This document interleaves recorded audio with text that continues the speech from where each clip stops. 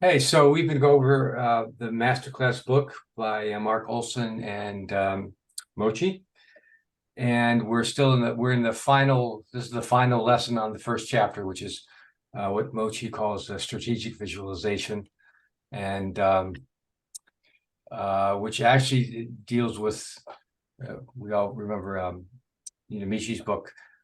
Michi covered 2 or 3 pages on this topic, and Mochi's covered a whole quarter of a book on this one. So this has really been a deep dive into this. So just to review what the strategy is for strategic visualization is, we're going to determine basically blitzing or priming formations for us and our opponent, and determine the correct strategy based on that, and make the best play based on the rolls that we get. And so, we're priming if our points are not stacked. I mean, we have no deep points, and spares well distributed. We're tending to blitz if we have points that are stacked to have deep points or deep spares. And it's not always quite obvious what we're doing or what the formation is, but generally by looking at a number of these, we sort of get a sense. And then, basically, if we are priming, we want to split. I'm sorry, if we're priming, our opponent's priming, we're going to split the back checkers, go for the high anchor, try to make our own prime on our side of the board, and generally make points in order, extending the prime that we can. If we're priming our opponent's blitzing, we're going to never split this back down here.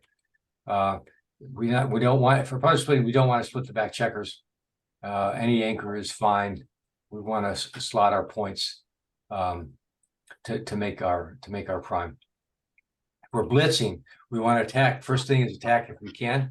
Then blitzing is associated with racing, so we want to escape back checkers if we can't quite attack. Generally, we're not going to want to slot. We're generally ahead in the race, so we want to keep that lead. If we're blitzing against the blitz, we want to attack if possible, and anchor wherever we can. And generally, don't give up your anchor because if you give up your anchor, you allow your opponent to blitz, and that's his strategy. So now not all of these we can accomplish at once, so we have to make the best to do with whatever rolls that we get. So let's look at. So we've looked at a lot of examples so far, and so we're going to look at the final set tonight. And I think you have a pretty good idea. Should have a pretty good idea of what this is about by now. So hopefully. And if you haven't, go back and look at the other videos. These are really, Mochi has come up with some, I think, pretty good examples that show how to use this effectively. And as I said before, we started. Michi had a large number of proverbs relating to splitting. Often the question is, do we split here or not? And so Michi had a lot of proverbs that related to splitting, and those are good to know. And they cover most situations, but often in situations where they're not covered there, you can go to this method to come up with the right answer. And as well as and even so, just beyond splitting as well. This is a good thing to keep in mind. Okay, so we've got a 5-4 to play, and according to the method, what's the first thing that we do?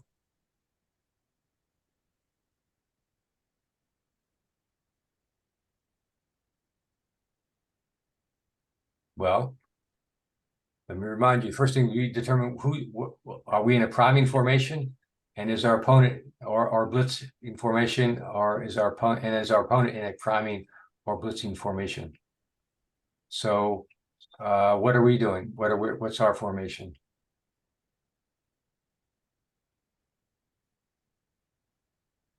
Well, I think we're priming and the opponent's blitzing. Yeah.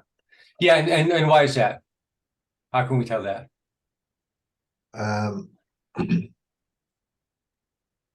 Well, for start, we're quite a bit behind in the pip count, so we've got more time for priming. We've got fewer points in our home board, whereas black has more. Those are the main two things, I think. Yeah. Yeah, so, well, yeah, black, I think, is easier. Black has this deep point. He made the 2-point. So, that's a sign that he's blitzing. Also, he also had in the race, so that's not necessarily a sign that he's blitzing, but that corresponds with a blitzing. Blitzing is generally you're ahead in the race if you're blitzing, and you're behind if you're priming. Now we're priming because we've made a point that is part of the prime. We don't have any stacks or spares, or we don't have many spares either, but they're fairly evenly distributed. So, and what else? Well, and it's not really part of it, but black has 10 checkers in the zone, so he's got a lot of checkers there already. He's got one stack, but the distribution of spares. There's no distribution of spares. They're all stacked on the 6-point. All that tells us is that black is priming, or sorry, black is blitzing, and we're priming. So what does that tell us to do now that we have a 5-4 to play?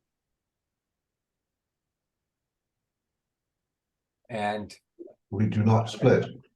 Yeah, so that should tell us, we should not be looking to split here. And typically, an opening roll 5-4, you would come up and come down, or you could come down with 2. But here we're not in an opening roll position or even a second roll position. So what's the right play?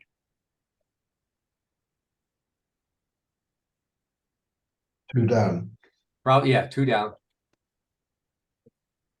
Or even this one, which is, I'm not sure why that's even close, but clearly the wrong play is to do this. And the reason, should be clear. This one, okay, we've slotted a spot on our prime right here. We brought an extra spare in that's not ideal, but it's not too heavily stacked.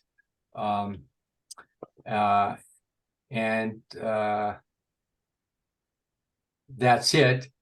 Whereas here, if we step up, we're playing right into our opponent's game plan. Black wants to blitz because he can't prime. So he wants to blitz. He's got a 3-point board compared to our 2-point board. He's got 10 checkers in the zone. So he's got, although it's not, again, the distribution is so great, but he's got a lot of checkers there to attack with. So running out here splitting here plays right into black's game plan, and it sort of sets us up to get hammered. So I looked at a variation of this.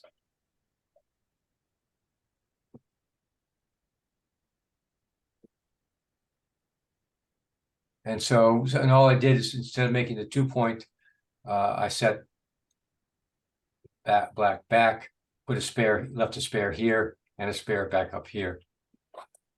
So here, now what does black look like black is doing here?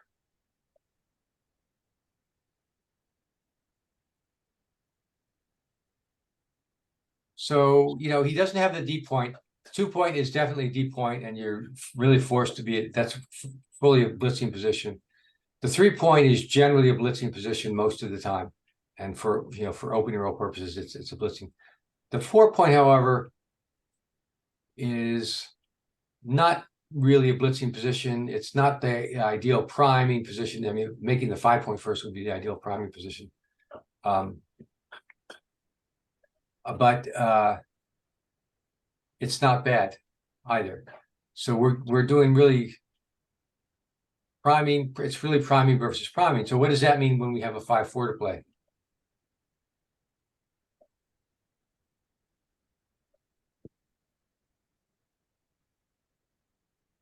Split.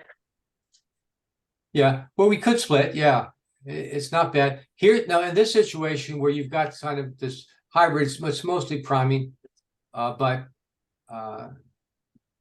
it's mostly priming here, but you've got the spares that are distributed here. If you recall some of Michi's rules for splitting, okay, black doesn't have a stripped 8-point, so that would tell you not to. or that's not assigned to split. Black has a split as back checker, so that's doesn't tell you to split. Black has only 9 checkers in the zone. 10 checkers or more would tell you not to split. So this is kind of the ambiguous situation where, the Michi splitting rules aren't really all that clear, and even Mochi's situation is not all that clear. So, what's the right answer? Well, it is to split, but because it's sort of ambiguous, coming down with 2 is not so bad either. And so you can see the point of showing this is that, when you put these checkers on the 2-point, it's very clear and very wrong to split. But here you kind of have a mixed situation. So it's always good to split generally, but here you've got some signs that you may not want to split, but it's not clear here what the best thing to do is. And that's because the signs that we're looking at are all kind of in between. It's not a clear blitzing position for black. It's not a clear priming position. And so it's not, doesn't give you a clear sign to do one thing or another. Okay.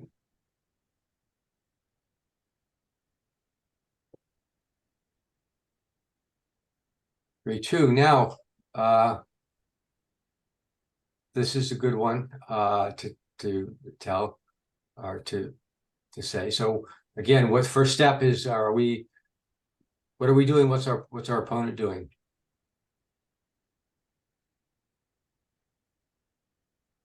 Well, oops, didn't mean to erase those. Black has 4, 5, and 6 points. So what does that mean? Priming or blitzing?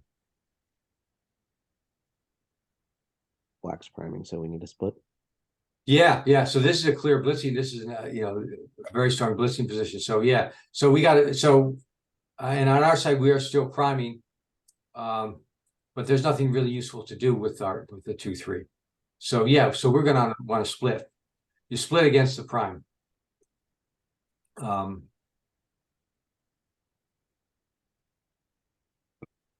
So yeah. And so the question is you need to split, and the question is what do you do with the 3? So we can come up to the 8 with the 3, or down 8 to 5. 13 to 10 is not so great. What determines the dynamic here is that splitting is not free in this case. We want to split against the prime, but black has some spares. He's going to hit loose because he has the stronger board. So, and with the better board, we want to be a little bit careful and not play too loosely outside, because we could conceivably get hit and then come in and dance. And if we leave a lot of spare checkers around, that's potentially a problem, which is why this play is the best play. There are no spares. We're just trying to get out now. This play is second in that we only have the one spare, one blot out there. And this play, well, that plays the third play. It doesn't leave any blots, but we don't split. But this play is a blunder because now we're leaving 4 blots, and we don't have the stronger board, and black has some checkers that he can shoot at us with, even though he's only got 8 in the zone. It's not terrible, but it would be terrible if he had more than 8 there. Okay. Another variation of this one.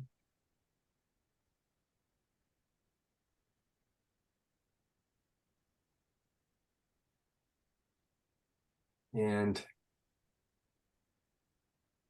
I don't remember why I had this one. This looks fairly easy.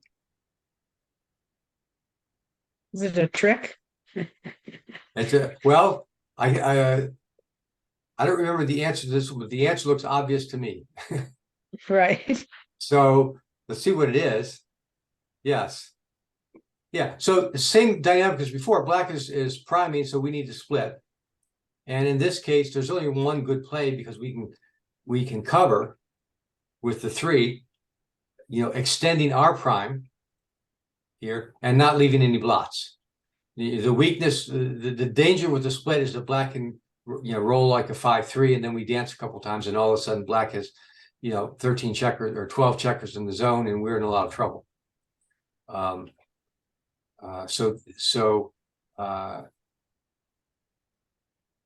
Without leaving the by extending our prime and not leaving any blots lying around,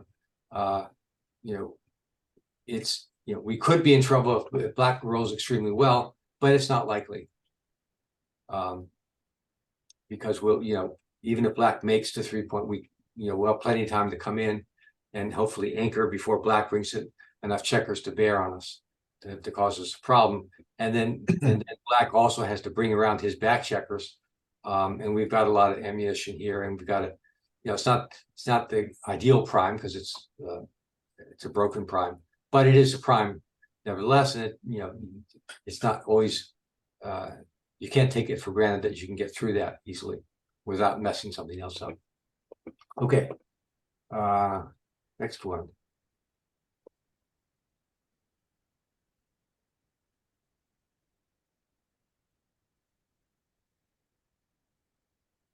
So here,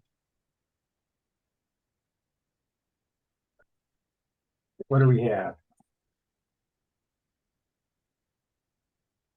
Well, we're certainly priming. We're certainly priming. Yeah, we've got the bar point, and we've got the bar and the 5. So we got 4. We got a 4 prime. And what does black have? He's priming too. Yeah, he's got 3, 4, and 5, and the 8. So he's got a 4 prime. His 4 prime is not quite as good as ours because we've got ours isn't broken, but it's still a decent prime. And so what's the play here? 24-18. Okay, that's one play. That's a splitting play. 13, 8, and 6, 5. Yeah, okay. Come down. I think yeah, that's Oh, that's so good. it's yes. I would say the question is okay, 6, 5 or split 24, 23. 6, 5. You like 6, 5 and why? Because it gives you an extra spare. Okay, yeah, it does, but but what about splitting into a prime? Yes. Well, I just think if you have a spare on 8, 6, and 5, your chance of making 4, 3, or 2 is pretty good. I mean, you want to make the 4, obviously. Yeah. Yeah. So I mean that's a strong reason. If we want to extend the prime, now we've got 3 spares to do it. We have, we're even in a better chance to do that. So yeah, and here's a case. So let's look at the answer because I can't remember the answer, but I think it is 6 to 5. Yeah. Here's the case, and 13 to 7 was, oh no, it wasn't. There's 24-8. That was actually the third. So here was the one that I was looking at. Because I think, well, let's look at this one since and ask to come out. What's the problem with this play coming out? You're going to get hit. Yeah, we're black needs a 6. If black rolls a 6, black is certainly going to hit us here because that 6 fills in a hole and black's prime and puts us on a bar against a 3-point board. And the 3-point board is better than our 2-point board. So that's the problem with that play. We're throwing ourselves out there basically to get hit. And actually, even with a 1, black is going to hit here. Again, because we have the 3-point board, or that black has the 3-point board, and we only have the 2-point board. And generally, if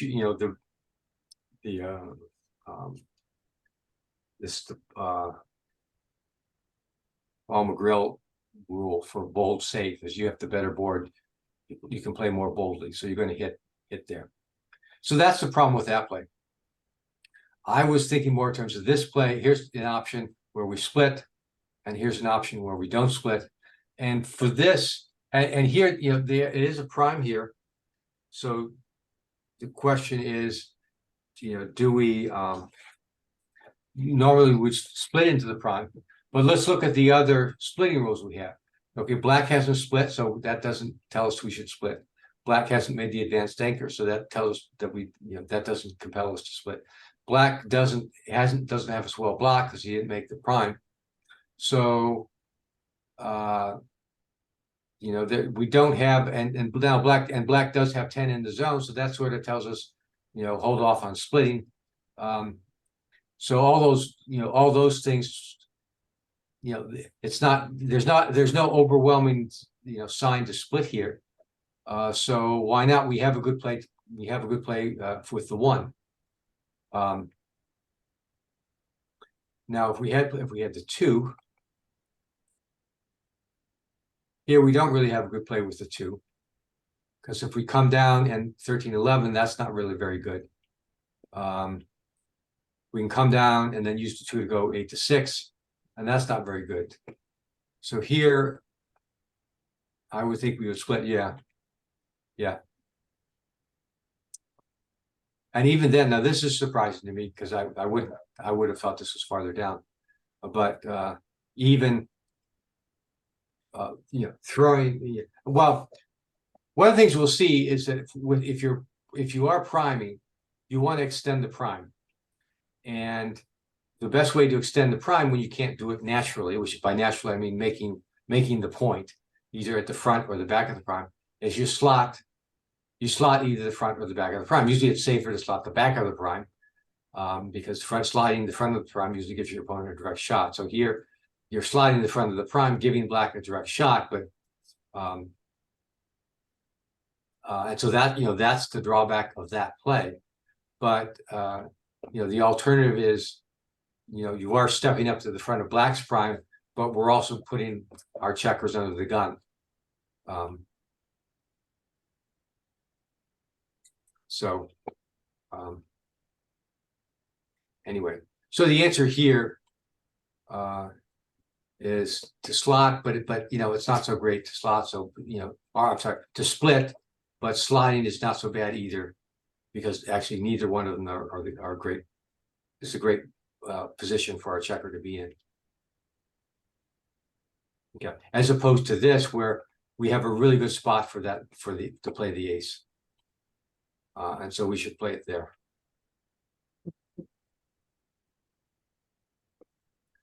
Okay.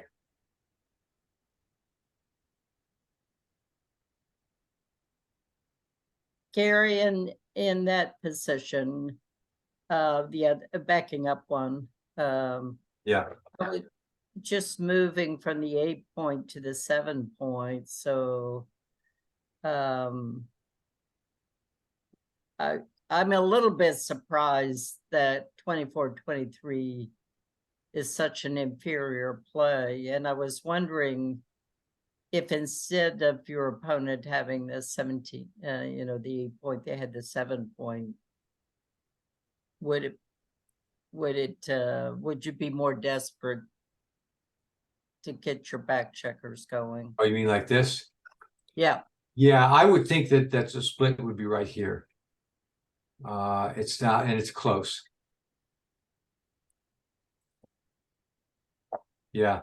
So yeah, and here that there's a stronger sign to split in that you're now well blocked here. You're well blocked because black's made the bar point and you're on the ace. Also, the prime is a little bit stronger, so you want to, you know, from the, you know, the strategic visualization perspective. Well,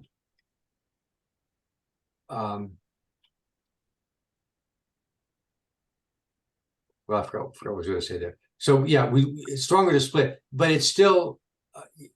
This is an interesting one because, you know, this looks like a priming position. One thing here that's kind of subtle is that these two stack checkers here are elements of a blitzing position. So black has a little bit of both going on, but you know, the prime, the signs to split here are much stronger on the, you know, the non-strategic visualization signs, and that's because we're well blocked. And generally, that's a pretty strong sign that you need to split. If you're well blocked, you need to split. And so, Uh, Even so, yeah, this isn't a bad play. This plays into our game plan, which is now going to be, purely priming, not purely, but priming seems to be our best game plan. With these three spares, we ought to be able to make either the 4-point or the 3-point. So we certainly have a lot of roles to do that.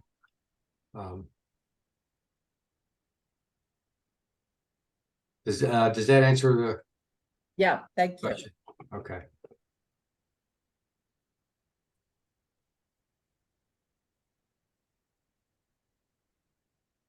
Okay, so this.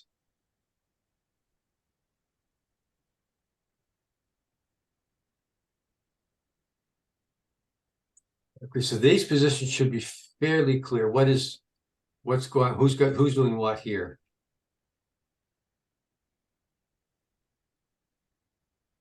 Well, we're blitzing, I think. Yeah, as white, we're blitzing, there's a deeper point. We have Yeah. a stack Doesn't here. matter. I'm sorry, Ray, what? Yeah, but because of the 3-point. Yeah, because there's a 3-point. What about black?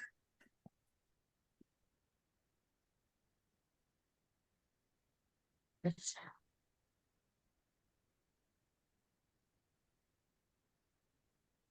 Well, black has a stack of checkers on the 6-point Mm. and 3 on the 8, so that's black has to be blitzing as well. Again, the stacks, I mean, black hasn't accomplished much of anything here, but this stack says blitz. That stack says blitz. And this spare could be used for priming, but it's not really doing anything right now. So 6-5, what what do we do? Hmm.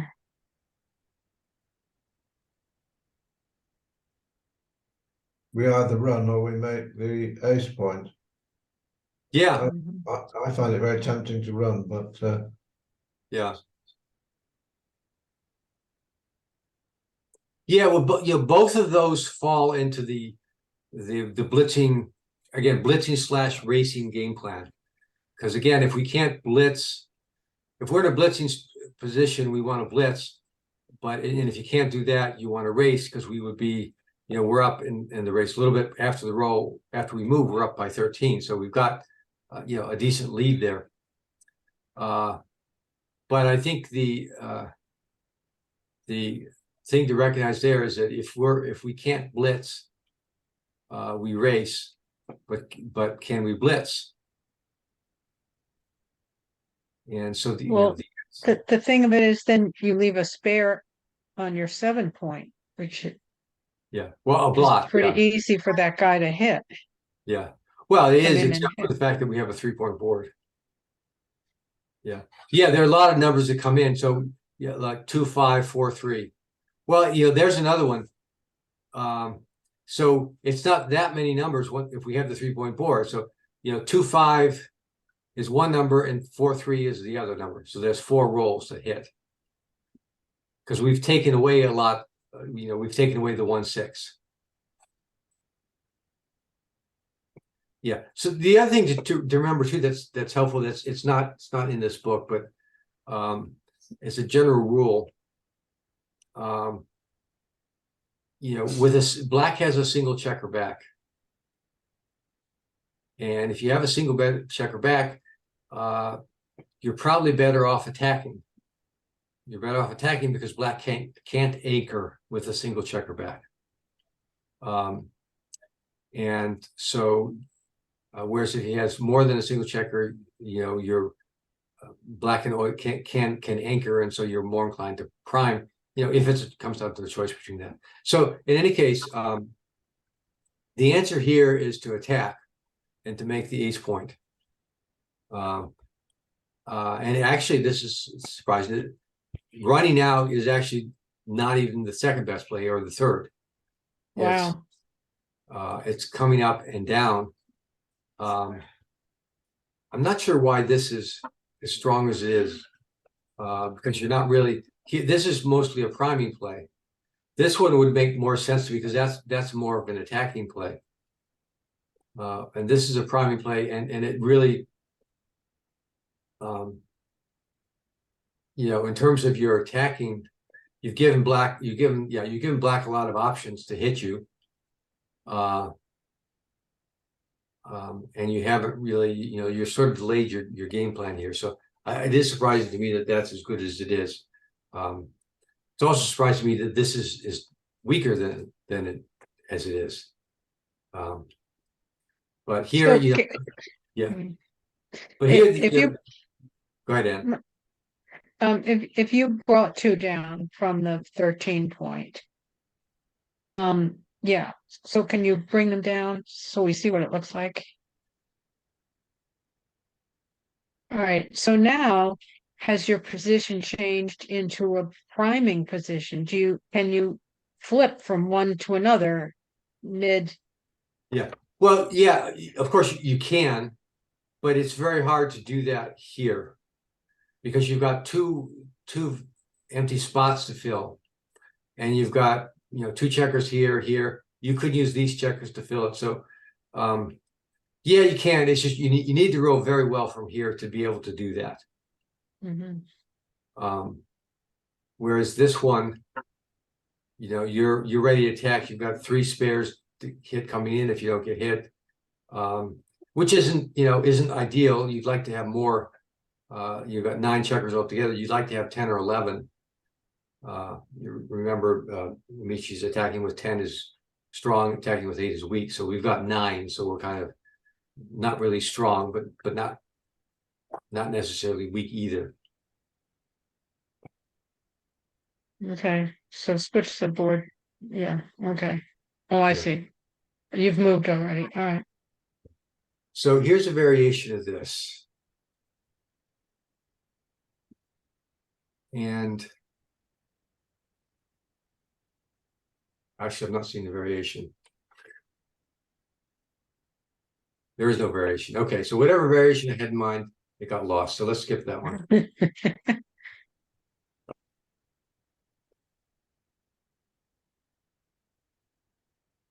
Okay, so here 5-3 to play. And this is an interesting one. Well, I know what I would do. Yeah, well, I think I do too. Well, and what would you do and why? I'm gonna be wrong. You I'm sure. opened your mouth, you get the answer. Okay, so I would cover the 8 with 13-8 and take out the 10. Okay, Take out the guy on the 10. So if he rolls a 1, he has to, you know, he might come in on a 1 and not take you out with a 1. yeah.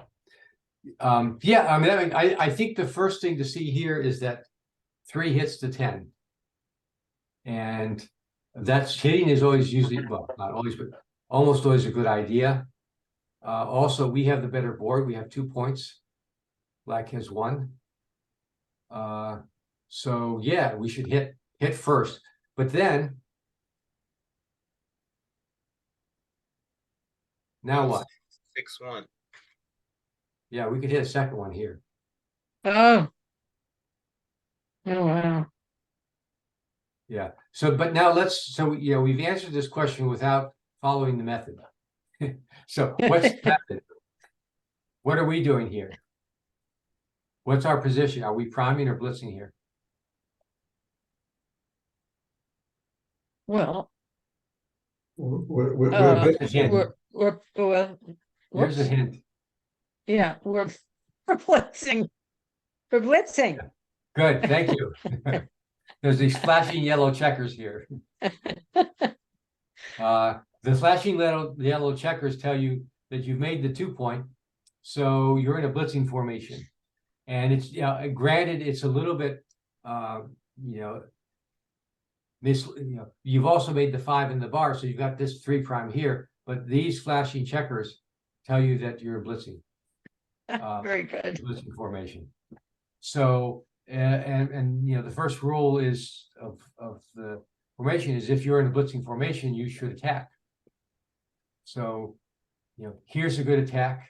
Well, let's look at Yeah, this. There's a good attack. yeah. And once you do that, and oh, look at that. That's 8-3. I would never play that. I would do this, or I would do this. And I forgot about this one. Let me see why, I forgot why Mochi said that. Pichi says that. Mochi says this. What is this, 13? So what's I your- would attack here. I would do this one all day long. uh,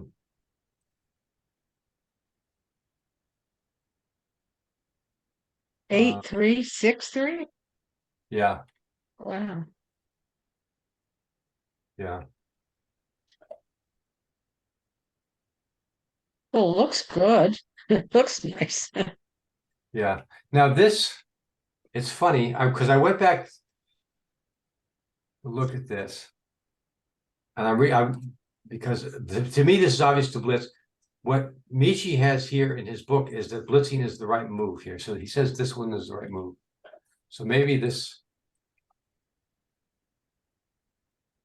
changes.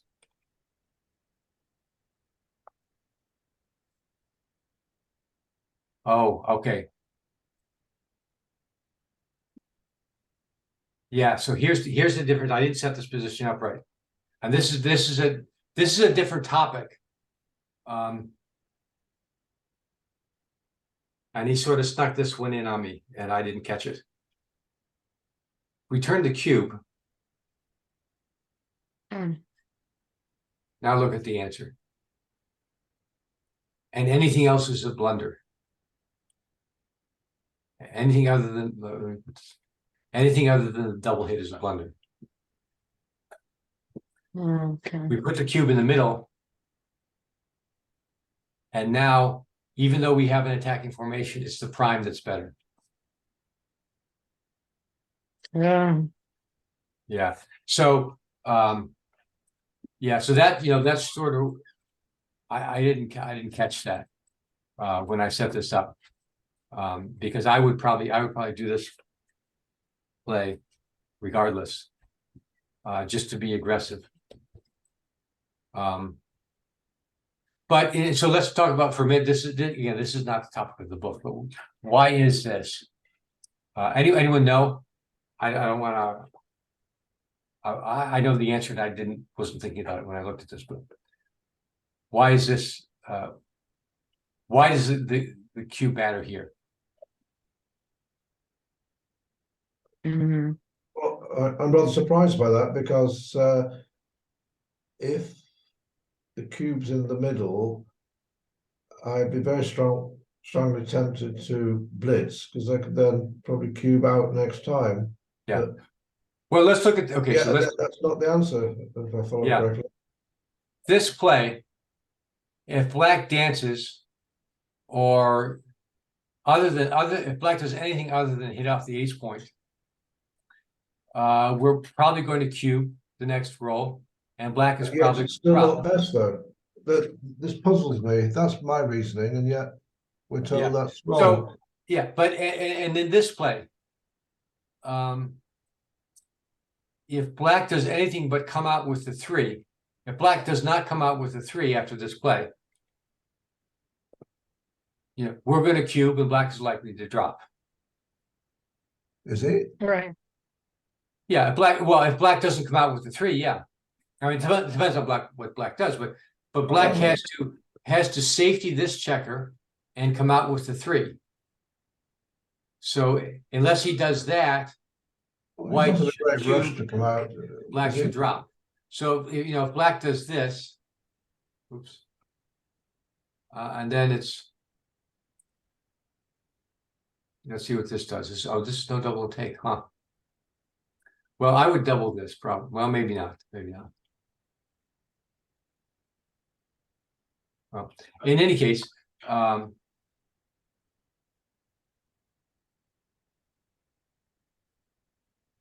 Go back to the first one where it had already been doubled.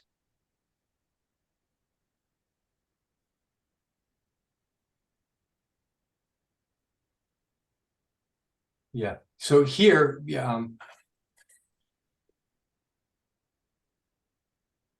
here you want to double. Actually, this gets covered in the 4th chapter of this book. Is that you generally want to double before you can execute your threats. So, in fact, I wonder if I didn't look at this.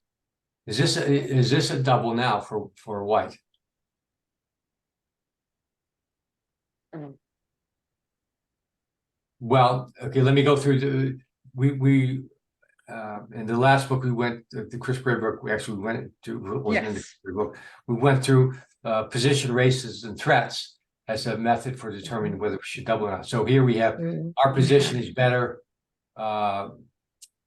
Doing the numerical method, we've got 7.5, 9.5 minus 3 is 6.5. So we got for that. We're ahead in the race by 11, 16 is 1, so we're like 0.75 there. So we're 1.35 threats. We've got, hitting here, hitting there, or making a prime maybe. So we got like 1 for threats. Gammons, we've got a lot there. So if you add that up, it's, it's clearly a double, and and a strong take. Good point. I would bet some people would not take this, but because of the threats. But look, 30% gammons and that sort of thing is a lot. So we should double before that. But once you have doubled,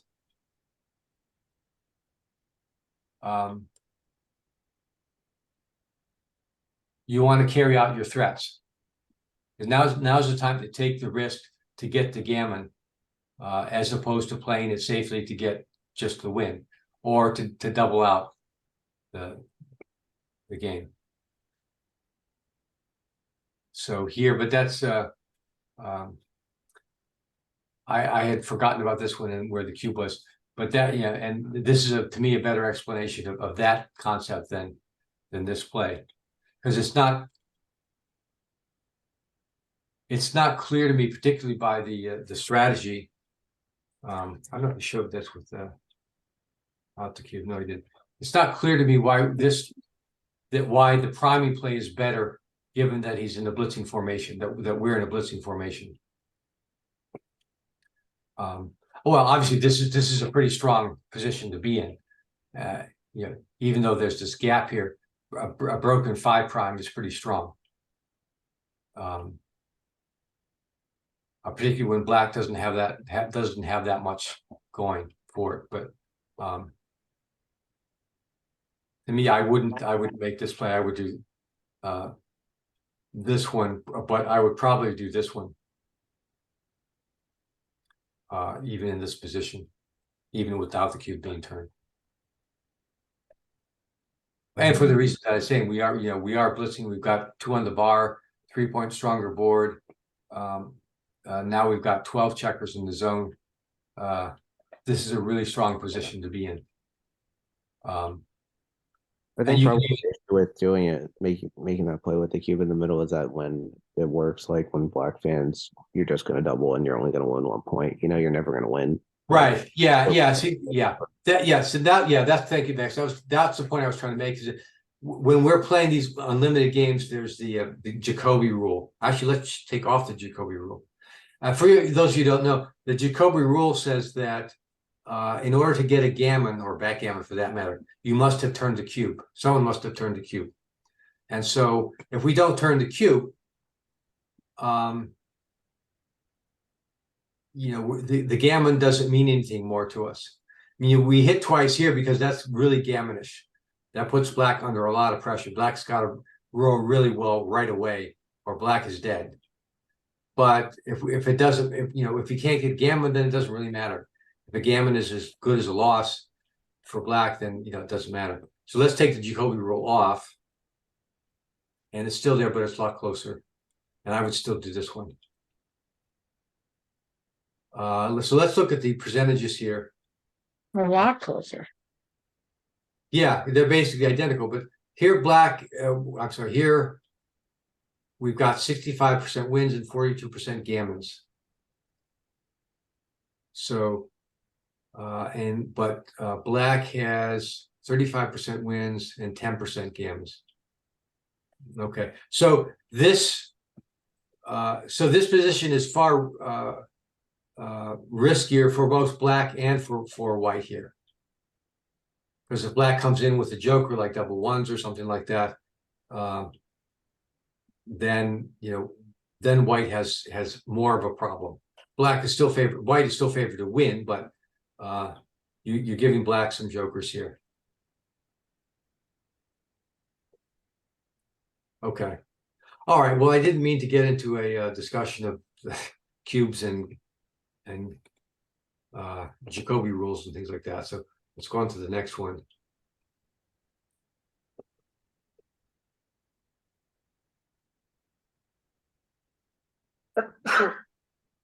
Okay, so what do we do here?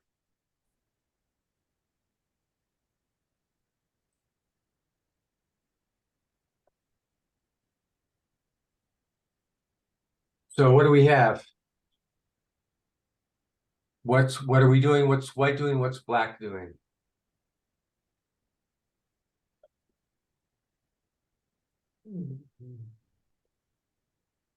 White is priming and black not got much at the moment.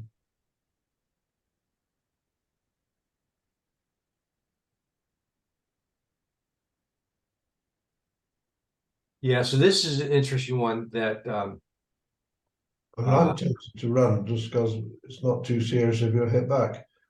But yeah.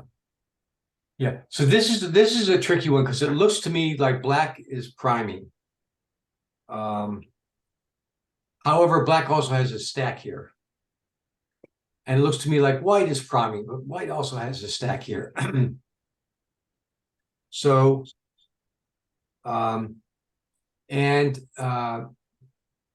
Mochi calls white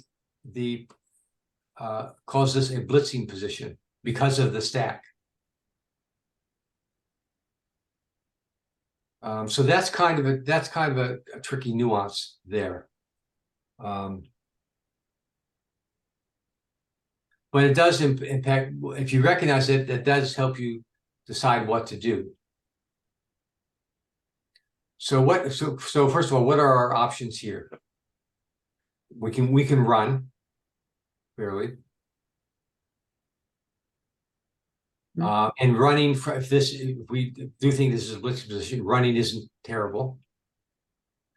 We can come down with one and step up with one. But we could come down with 4 and 10 to 5.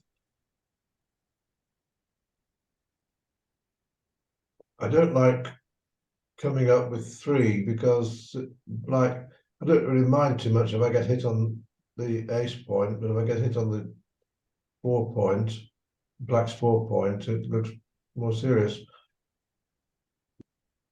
Yeah. I would run, but yeah, I would. I'm sure it's wrong. Yeah. Now, what's in this is this is tricky, but once we decide, and I'm not sure, I wouldn't look at this automatically immediately and see that we're priming here. But if we decide that we're blitzing here, though, how does that impact our decision? Well, then you have got to take those guys out. Which guys? Black is under your 2 and your 1. Right. Okay. Yeah. So yeah, what you're saying is that if we're in a blitzing position, what's the first rule of blitzing position? Attack if you can, is to hit. Yeah. So how are we going to do that? Well, we have a 5 or a 4 we could play. We could hit either one of those. Both. And so with then we could come down with the 5 and hit with the 4, or we could come up with the 4 and hit with the 5.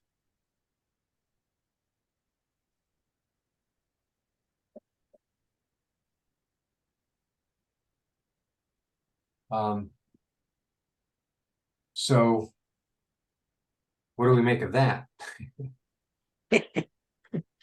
Step in, somebody. I think you need to hit Yeah, with- with it, I'm sorry, go, Max, did you say something? Oh, I was just gonna say I was looking at hitting with the 5 and splitting with the 4, or hitting 2, but probably split with the 4.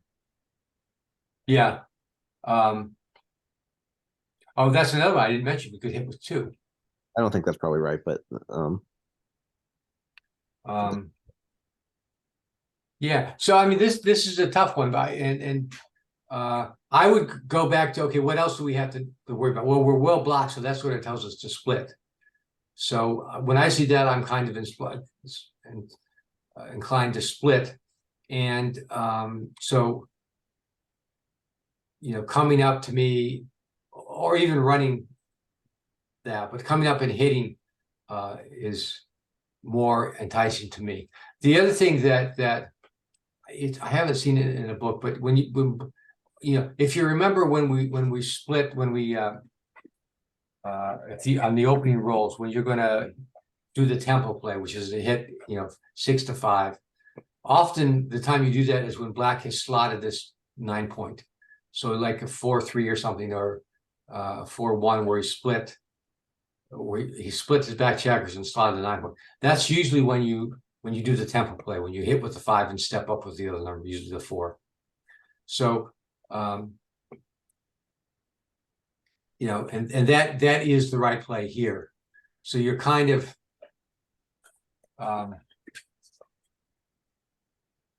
it's kind of like, okay, you're kind of in a blitzing position here. And that's a tricky part here, is it's not clear. You've got to practice this method a lot to recognize this as a blitzing position because of the stack here, as opposed to a priming because you've got the 5 point. So, but there's some blitzing going on. So if you're doing that, you might as well hit. We also got 10 checkers in the zone, so there's that as well.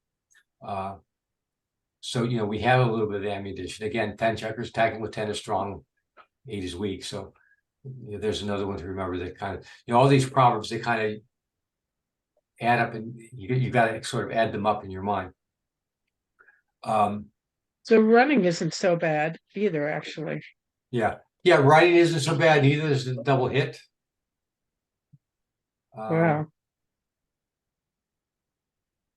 This is the play where we hit on the 2 point and come in, bring a checker in. What's this play? This is where we come up and in. That's not so great. That doesn't really fit into the game plan. Yeah, but this is the one, and the key to doing this one as opposed to say this one is to recognize that this has some characteristics of a blitzing position. And I expect that you'd have to practice this method a lot, I think, to really recognize this and look at a lot of examples. If you're going to use this to a great extent in your thinking, this is the type of thing that you need to know, and this is the type of thing that will help you get the right play. Whereas, if we don't know this priming versus blitzing, we're probably going to do something like this, or even this, because we know we want to split here. We know black has to split. I'm sorry, we know we have to split because we're well blocked. Black has split his back checkers. The only thing telling us not to split is black has 10 in the zone.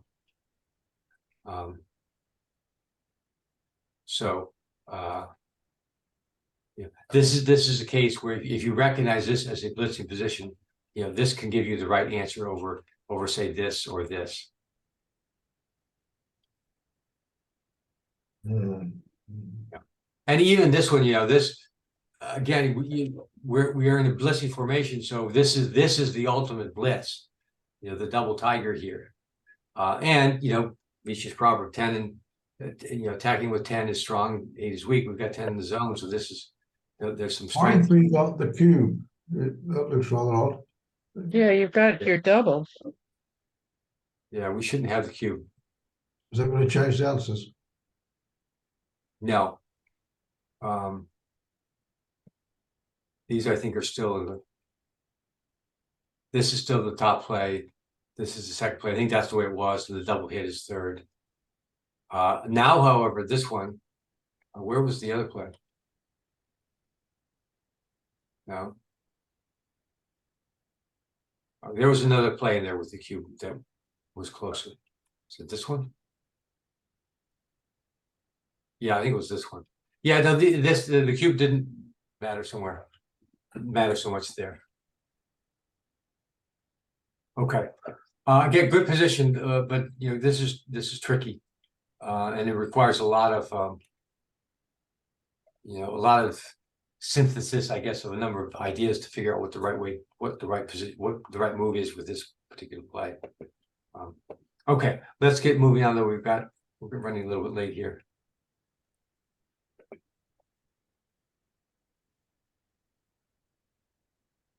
So this is a tricky one, and this is much more toward the middle game here. But again, let's use the method. What are we doing? Are we blitzing or priming here? Blitzing. Yeah. Again, the flashing yellow checkers on the 2 point are telling us that we're blitzing. What about black? I'll show you the flashing checkers on the flag. So what is black doing? Blitzing. Yeah, we're both blitzing here. So what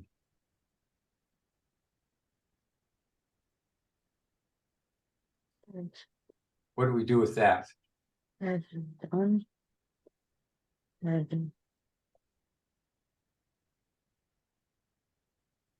I don't like leaving a shot because he's got the stronger board. Yeah, that's a good point. Yeah, because I mean, the ace, agree. whenever you see an ace and the black, your opponent on the 5 points is almost automatic to hit there. So, you know, coming down 13-8, 6-5, you know, that is sort of in line with the blitzing game plan. The problem is, as Ray pointed out, is that black has the stronger board. So what about 8, 3, 2?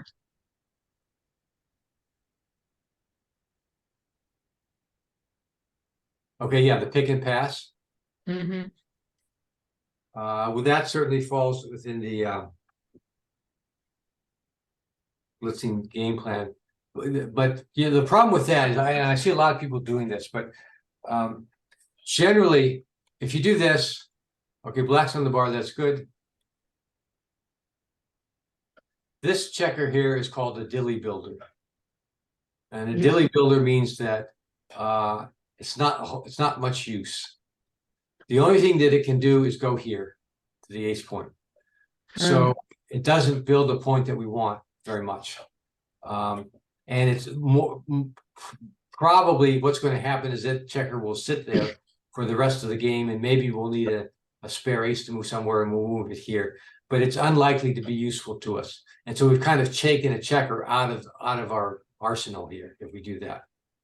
So generally, if you see that, you don't do it. You look for something else first.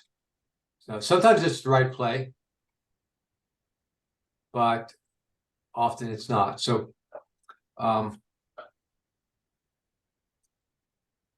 so let's look at our play. So we could come down here. Putting black in the bar. Now that's kind of in line with the attacking game plan. But as Ray pointed out, and we got the weaker board. Generally, that's a sign maybe you shouldn't do that. It's kind of the bold safe is the bold safe criteria. The other play is just 13-7 and playing quiet, I think. Yeah, here's whoops, and this check goes here. Yeah, this is the quiet play. You know, it doesn't really, it's not an attacking play. What about this one?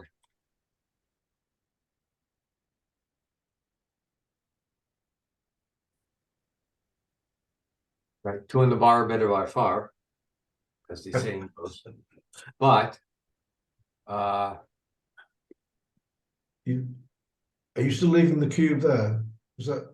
oh, this cube, I must have left the cube. No, the cube doesn't belong here. cubes in the middle still. It seems unnecessary when we, we're in the, like play passively in the advanced stage, right? We have Yeah. the point and black doesn't. Yeah, where if we go back to, Michi's kind of advanced stage, we're gonna probably just play this. Good point, we tried to play safer. And we're exposing ourselves to a lot. There are 20 shots that hit, one of these checkers. And if he hits one of those checkers, we've got an extra blot out here. Black has the better board. A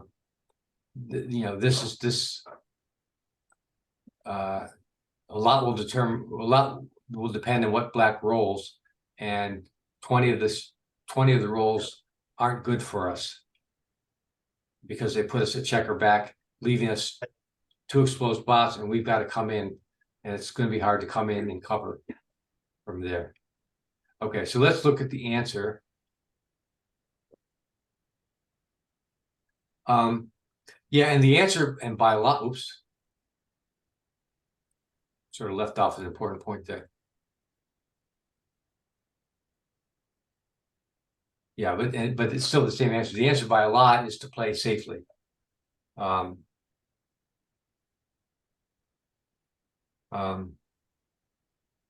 Yeah, so I mean, this is a case where you'd like to attack, but attacking is dangerous. Attacking is your game plan here because you are in a blitzing formation. But because of the danger here, with the better board, and it's best just to wait, bring more ammunition down, and hopefully we can attack next time. What I'm concluding, Gary, is that the blitzing priming criteria are really great when it's perfectly obvious. These ambiguous positions, I'm not sure they help you all that much. Well, there are other things. Yeah, well, it's You're trying to force everything into it.